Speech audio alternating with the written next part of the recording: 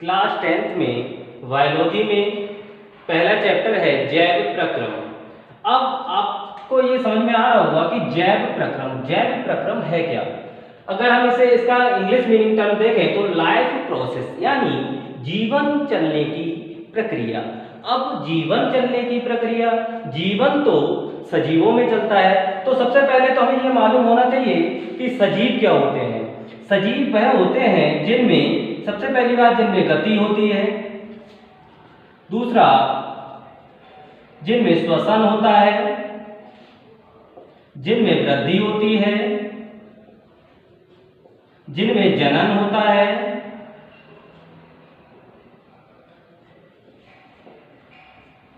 जिनमें जनन होता है, वह सभी क्या कहलाते हैं?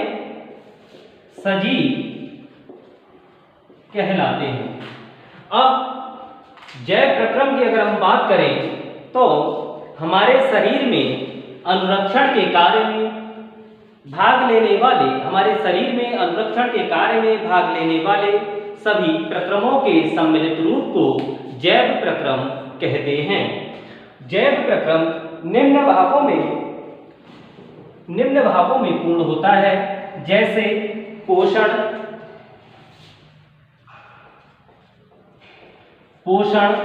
नंबर 2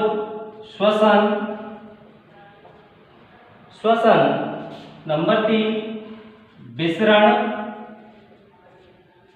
नंबर 4 परिवहन,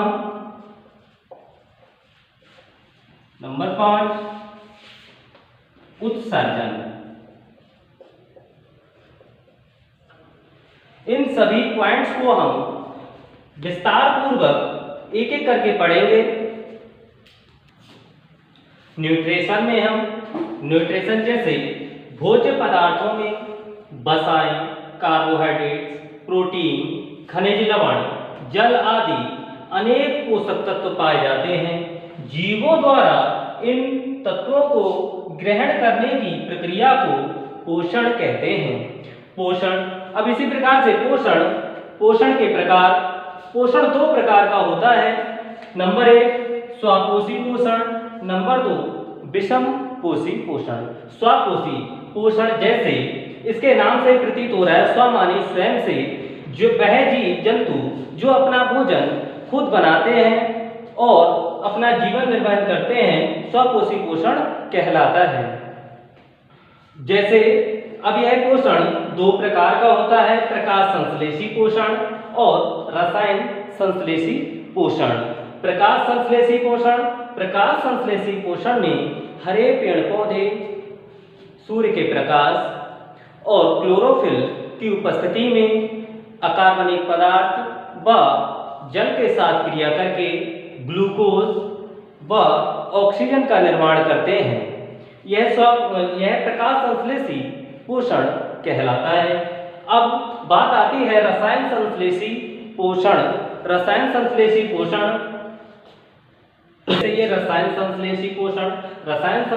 पोषण में कुछ जीवाणु अपनी रासायनिक प्रक्रियाओं द्वारा भोजन बनाते हैं।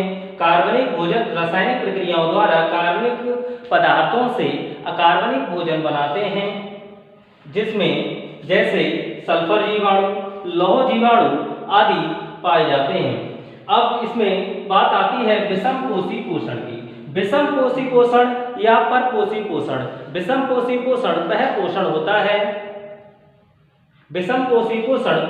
होता है जिसमें जीव अपने भोजन का निर्माण स्वयं न करके किसी दूसरे जीव पर निर्भर रहता है और अपना उससे भोजन ग्रहण करता है। प्रकाश संश्लेषण यानी फोटोसिंथेसिस।